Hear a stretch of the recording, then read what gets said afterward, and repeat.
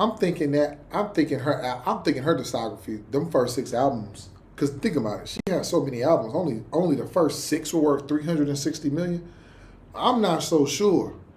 I think them first six probably worth 500, 600 million. But I got a theory that by her doing them re-recordings and putting them vault tracks on there, and them albums going number one and doing just as well, I think it devalued those first six. Welcome back to the React Room. I'm your boy Dom K. I'm back in here solo dolo again today. It's time. You guys know I've been deep diving into Taylor Swift for a long time now. I think we didn't hit about 3 albums so far. We didn't seen a great guide to everything about Taylor Swift, who she is, how she came up. That was explained by Nina Shelby. That was a very good guy. It was a long guy, but it was a needy guy. I needed to get through that. So now I'm gonna look at something else.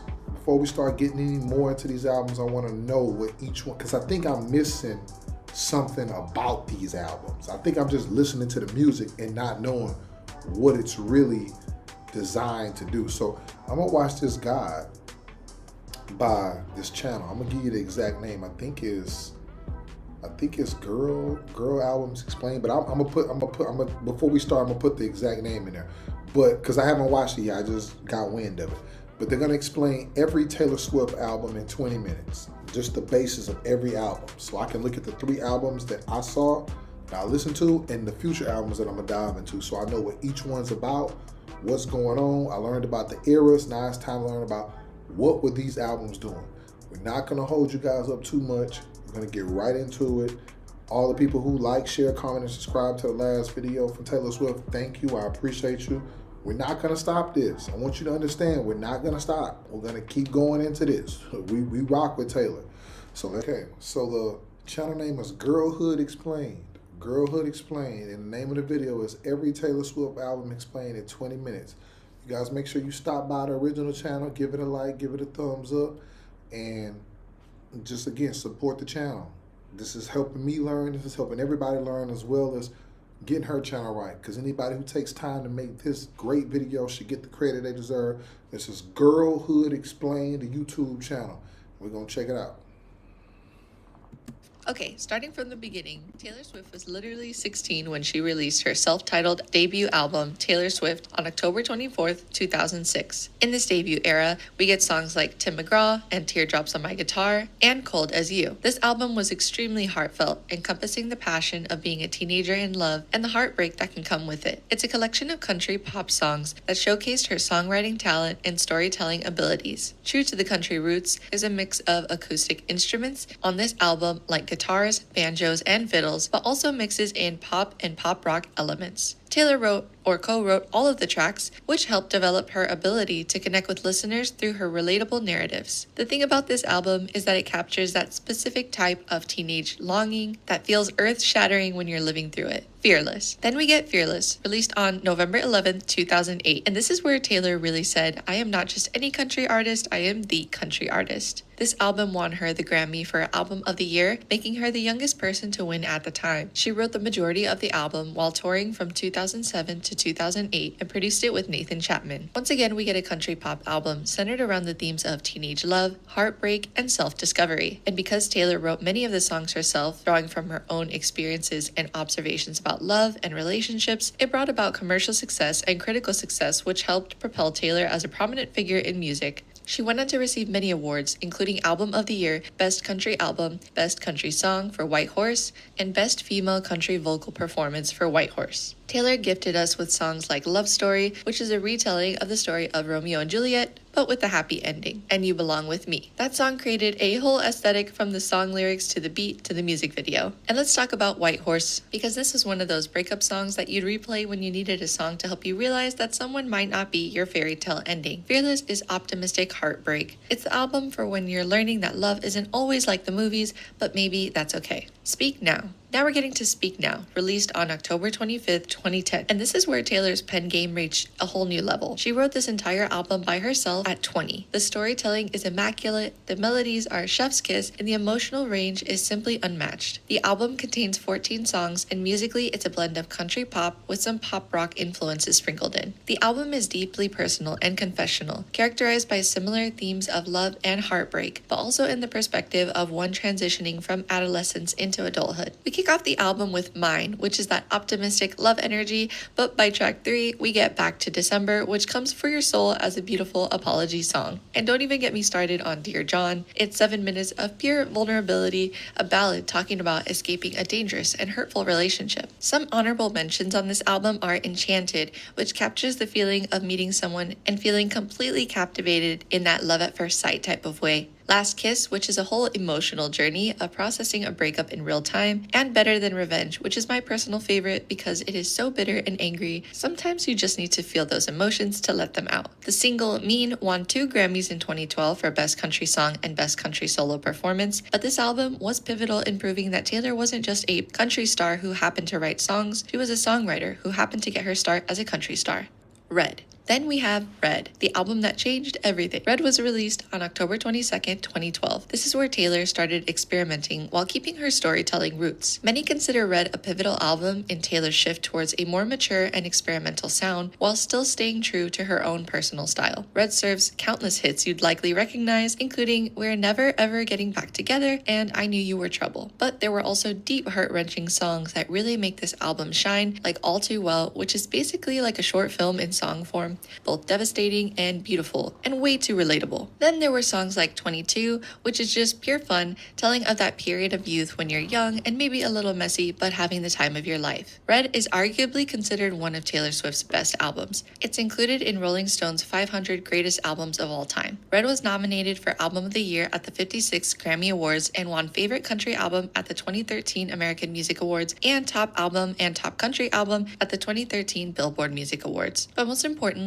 this album was a transition from country music to a more mainstream pop sound, all while showcasing her growth as a songwriter. Red is about feeling everything at max volume, the highs are high, the lows are low, and it's such a fun encompassment of girlhood. Okay. Those first 4 were crazy. You know, not many people win these. Listen, getting Grammy of the Year, Grammy Album of the Year twice, that's crazy. I think I should maybe hop into Fearless.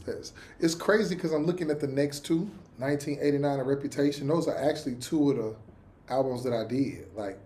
But I'm looking at it like, them first 4, Speak Now, I don't know, man. I just think it's impressive that she's this young, going through this many albums, and shifting the focus each time.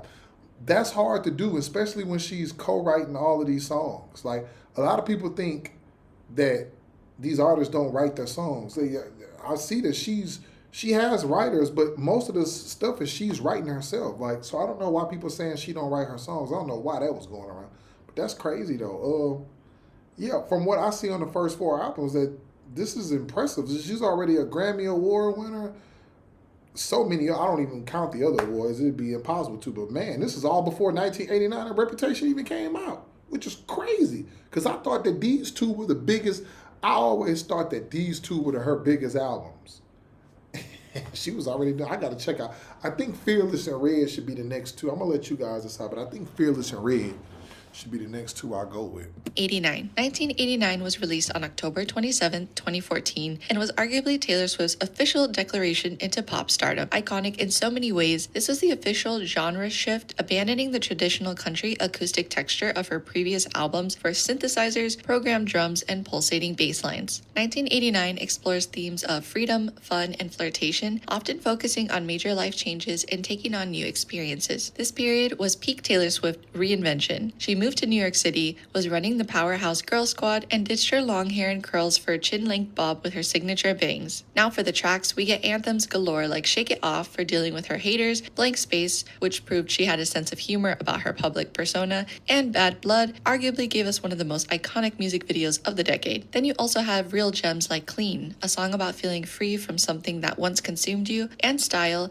a dreamy and hypnotic song about a relationship that's intoxicating but doomed and yet keeps coming back in style. This album was Taylor proving that she could completely reinvent herself while staying true to her storytelling core. 1989 was a critical and commercial success, with many praising the sophisticated pop production and the blend of relatable lyrics with catchy melodies. It's also praised for the exploration of themes of self-discovery and how Taylor Swift was willing to address her public image and media perception of her. 1989 is her highest-grossing album, earned her 7 Grammy nominations total, of which she won 3 Grammy Awards for Album of the Year, Best Pop Vocal Album, and Best Music Video for Bad Blood.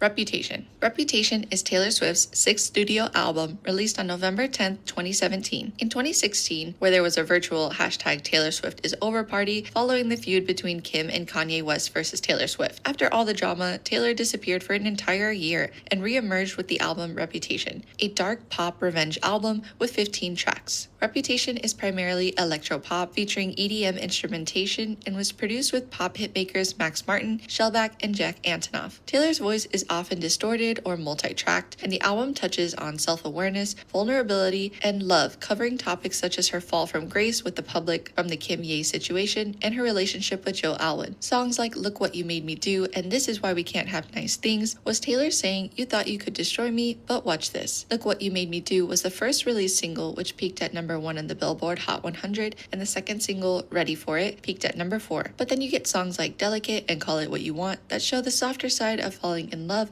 when everyone's watching and judging. Then there's the metaphor-driven Getaway Car, which might be one of her best written songs on this album, in my opinion. This album is angry, it's sensual, it's experimental, and unapologetic. While Reputation was a great commercial success, the album received very little major award recognition. Reputation taught us that sometimes you have to burn everything down to build something better back up again. Lover.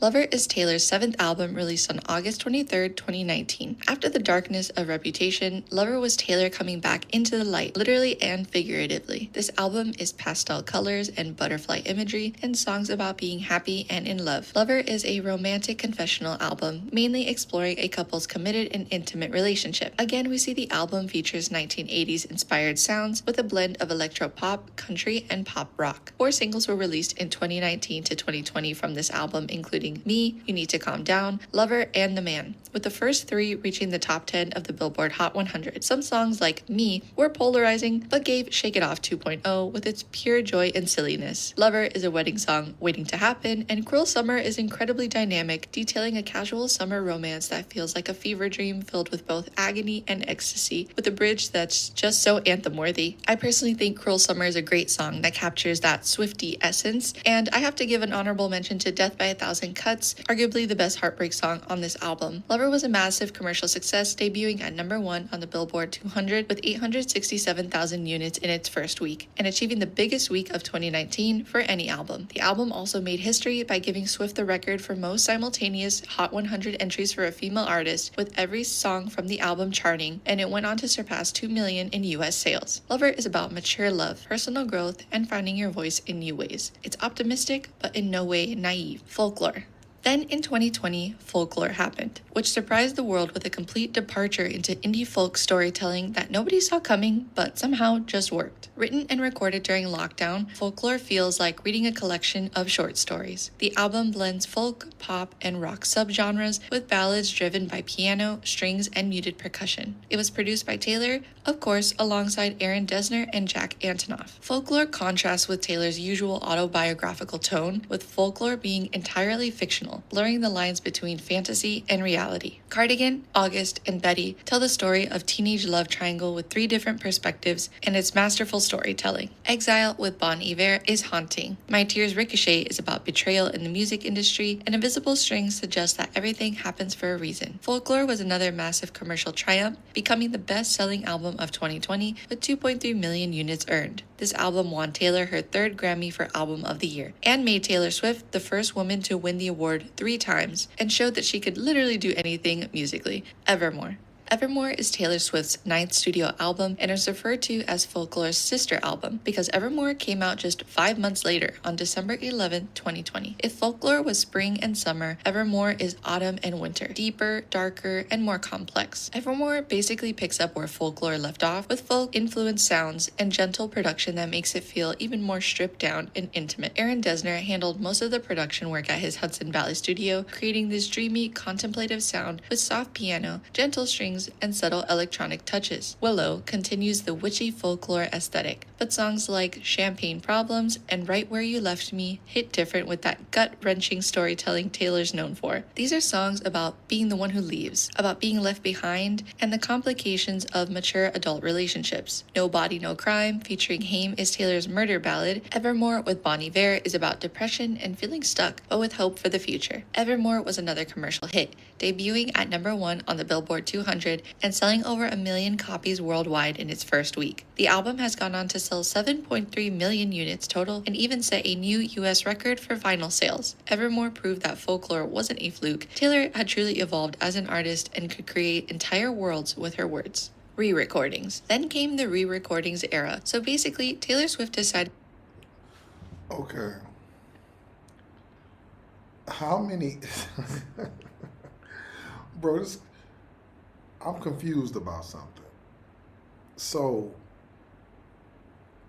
these albums, has she stopped working since she? It seems like she hasn't stopped working since she came in.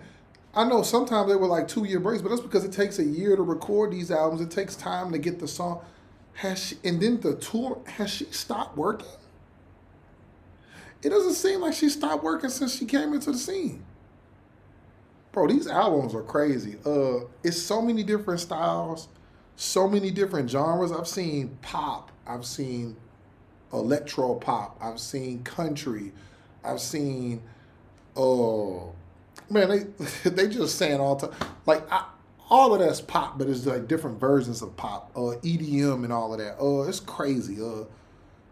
I could tell I'm gonna have my work out for me. I'm gonna have my work cut out for me when I'm actually like going through all of this. Like, I told you, when I heard 1989 and Reputation, I got like slight senses of hip hop and rap in between them. I've seen a lot of R&B in what she does. I'm like, this is confusing me. I normally don't see pop singers, especially pop singers who country. I rarely even seen that. With this, touching this many genres, mostly if you country, you just stay in country. But she is all over the place, man. Like, I don't know, man. It's going to be hard going through these albums. Whew. To re-record her old albums because the rights to her original recordings were sold without her consent. By releasing the Taylor's Version albums, she gives fans a way to support her directly while taking back control of her work. The re-recorded versions sound very similar to the originals but have slight vocal and production updates. What makes them special is that Taylor now owns these versions and often includes from the vault tracks that didn't make the original cut. I'm going to cover all the re-recordings here before continuing chronologically, so we kick off the re-recordings with Fearless Taylor's Version, which was released on April 9th, 2021. This was Taylor reclaiming her country pop roots, but with wisdom and vocal maturity. Her voice sounds richer compared to the original, and you can hear the difference immediately, especially on songs like Love Story. We get 6 unreleased from the vault tracks here. She teamed up with country star Maren Morris for the first vault track for Mr. Perfectly Fine, and there are other songs including You All Over Me and We Were Happy. The new versions completely dominated the original streaming numbers. It was Taylor's statement that she could make her own music more successful than the versions she didn't own. Fearless Taylor's Version was the perfect way to kick off the re-recording era, which was both nostalgic and empowering. Red Taylor's Version. Red Taylor's Version was released on November 12, 2021. This was where Taylor really flexed her creative muscles. The production stayed true to that pop rock country fusion, but with even more emotional depth. Working again with her dream team, she crafted something that felt both familiar and completely fresh. Red Taylor's Version comes with 9 from the vault tracks, and this is where things get really emotional because we finally received the 10-minute version of All Too Well, complete with a short film that had us all sobbing. Nothing New was released as a debut with Phoebe Bridgers and perfectly captured Taylor's fears about aging in the music industry. I Bet You Think About Me, featuring Chris Stapleton, was the country breakup anthem we didn't know we needed. Red Taylor's Version was a massive massive and commercial success, debuting at number 1 and proving that Taylor's re-recordings could be just as impactful as her new material. The 10-minute All Too Well even made it to the number 1 on the Hot 100. Red, Taylor's version, was Taylor at her most vulnerable and powerful, giving us the full emotional journey she originally intended while proving that heartache ages like fine wine. Speak Now, Taylor's version. Taylor noted that she first made Speak Now completely self-written between the ages of 18 and 21, and this re-recording honored that completely solo creative vision. Aaron Dessner co-produced vault tracks Electric Touch, When Emma Falls in Love, and Foolish One, while Jack Antonoff also co-produced 3 songs including Castles Crumbling, I Can See You, and Timeless. The sound stayed true to that dreamy, storytelling-focused pop country blend, but with Taylor's evolved vocals bringing new life to these deeply personal songs. The 6 from the vault tracks were pure magic. I Can See You was sultry and secretive, while Castles Crumbling featured Hayley Williams and was rumored to be about media scrutiny. Electric Touch featured Fall Out Boy and was the perfect pop-rock collaboration. Speak Now, Taylor's version dominated the charts, continuing Taylor's streak of making her re-recordings more successful than the originals. It reinforced her reputation as a songwriter who could craft entire albums single-handedly. Speak Now, Taylor's version was Taylor celebrating her youngest, most fearless songwriting self while showing how much she'd grown as both a vocalist and producer. Then we get 1989 Taylor's version, which was released on October 27, 2023. This was Taylor perfecting her full pop transformation. The synth pop production stayed true to the original's 80s inspiration while feeling completely current. She managed to capture that carefree energy that made the original so iconic with the vocal confidence of someone who had fully embraced her pop star status. There are 5 vault tracks on 1989 Taylor's version. 7 of this album's songs concurrently became top 10 entries on the Billboard Hot 100. Is it over now? Now That We Don't Talk, and Slut occupied the top 3 spots on the charts. In 2024, Apple Music placed the album at number 18 on its list of 100 best albums.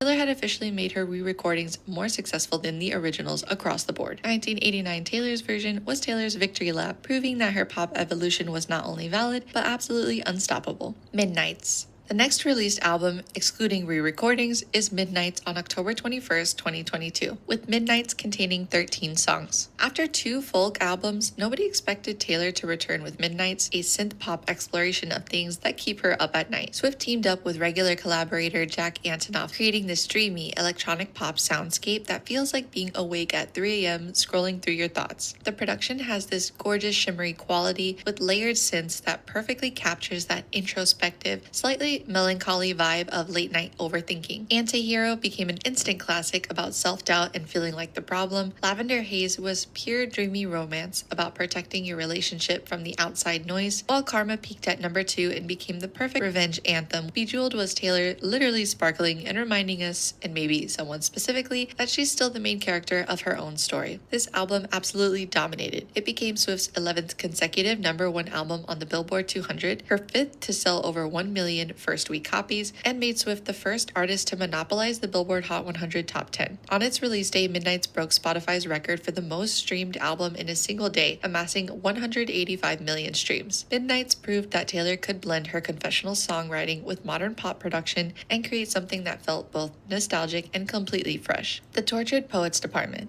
Most recently, we got The Tortured Poets Department, released on April 19, 2024. The album explores what it's like to be a woman in modern society and the feelings that come with loving someone and struggling to care for oneself. The album is a 16-track anthology that Swift says reflects a fleeting and fatalistic moment in time that was both sensational and sorrowful. The album feels like confessional poetry that feels vulnerable and beautiful, and that Swift embraces the turbulence of that period fearlessly. The sound blends synth pop with more experimental elements, creating this emotionally raw landscape that feels both familiar and completely unhinged in the best way. Fortnite, featuring Post Malone, opened the album with this haunting cinematic vibe that set the tone for the entire emotional journey. Who's Afraid of Little Old Me became an instant fan favorite with its dark, vengeful energy, and I Can Do It With a Broken Heart made a statement with the perfect juxtaposition of upbeat production and devastating lyrics about performing through heartbreak. Tortured Poets Department broke numerous consumption records and showed that even at 31 songs, fans were hungry for every single track Taylor wanted to share. The album was a great success and was nominated for for 6 categories at the Grammys. However, it did not win. But Tortured Poets Department became the most pre-saved album ever on Spotify, most streamed album in a single day on Spotify, surpassing 300 million, and set a global all-time record in its first week at 1.76 billion streams. Not to mention it sold 5.6 million album copies worldwide in 2024, just to name a few metrics. This album feels like reading Taylor's diary. It's raw and unapologetically emotional. The era's Okay. This is the thing. Before we get to the last one, it's no way you break all of those records and you don't win. And that's what kills me about the Grammy. Now, I get it. She's won a lot of Grammys. But you don't break that many records and you don't hold that many top spots and you don't win nothing. Nothing from the Tortured. Listen, I know Midnight was crazy. That was one of the 3 albums. I think the 3 albums are. It was 1989, Reputation, and Midnights. And they were all crazy good. But that Tortured Poets, I've been hearing like Fearless, Red, Folklore, and Tortured Poets is what I've been seeing most in the comments. Everybody, but mostly people have been trying to get me to do the Tortured Poets or Red. And I was trying to figure out why. But now I see because those 3, Fearless, Red, and Tortured Poets, they got a little extra spunk to them. But Folklore won a lot of awards too.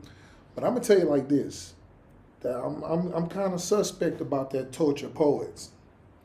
Maybe they just say, yo, we just tired of her winning every year, so we just not gonna give her the awards because that sounds crazy. You get 44 of the top 50 spots on Apple Music.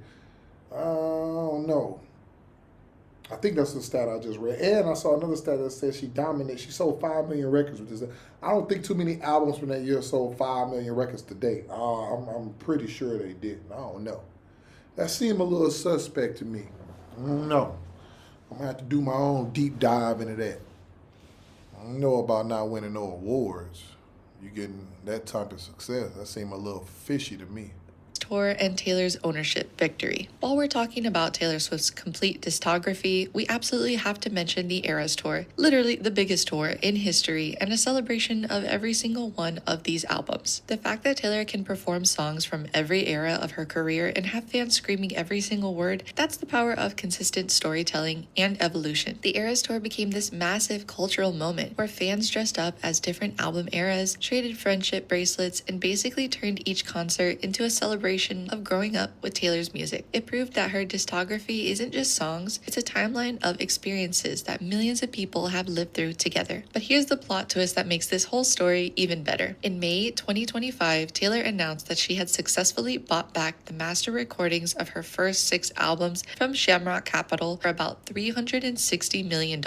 This means that she now owns her entire music catalog, every single song, every single recording. This is actually huge for the music industry because it shows other artists that you can fight for ownership of your work and win. Now she controls everything, the original recordings, the re-recordings, and all new music she's created. It's the ultimate success story about artistic ownership and standing up for yourself. And here's the thing about Taylor Swift's discography, it's literally the soundtrack to growing up as a girl in this generation. Taylor's given us music for every phase of girlhood. Her albums teach us that it's okay to feel everything deeply, that your feelings are valid, and that heartbreak won't kill you. You can reinvent yourself and take up space, and that your story matters. Whether you discovered her at 16, 26, or 36, there's a Taylor Swift song for whatever you're going through. That's the power of honest storytelling combined with incredible musicianship and the determination to own your own narrative, literally and figuratively.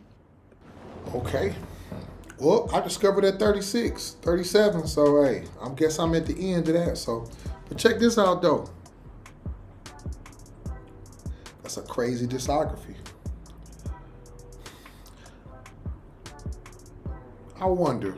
I'm thinking her discography, them first 6 albums. Cause think about it, she has so many albums. Only the first 6 were worth $360 million. I'm not so sure. I think them first 6 probably worth $500, $600 million.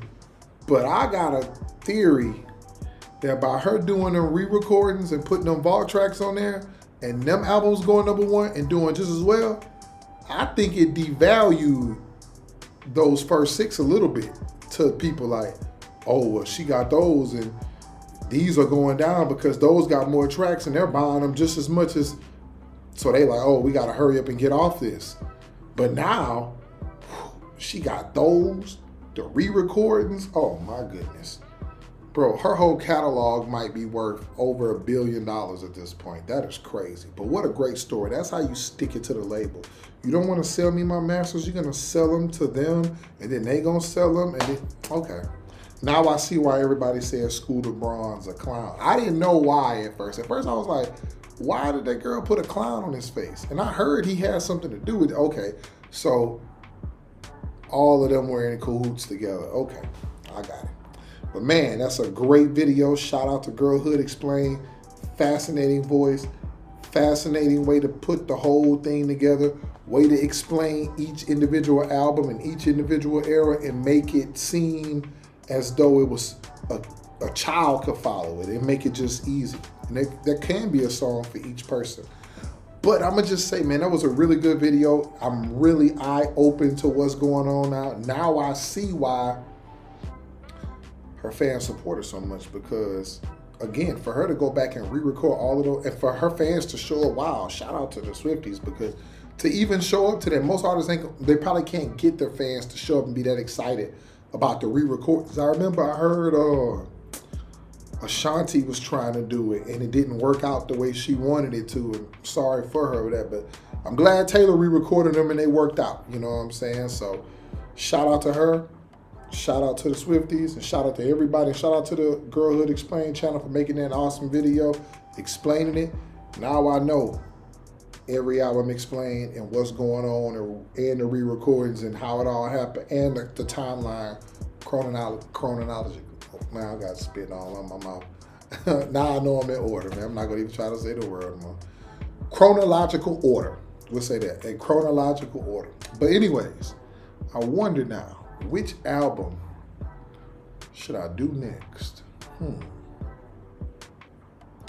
Should it be Fearless, Red, or Torture Poets? I don't know, man. You guys tell me in the comments. What do you think? What do you think about all of these albums explained? Did you like the video as much as I did? Did you enjoy it? And also, what did you think about her doing these re-recordings, sticking it to the label, and showing everybody you can fight for your own music? Let me know what your comments down below. And also, please, let me know which one of those 3 albums, because it's either going to be Fearless, Red, or Torture Poets. Let me know which one I should dive into next and do a reaction to. Like, share, comment, subscribe, and remember, always with love. Peace.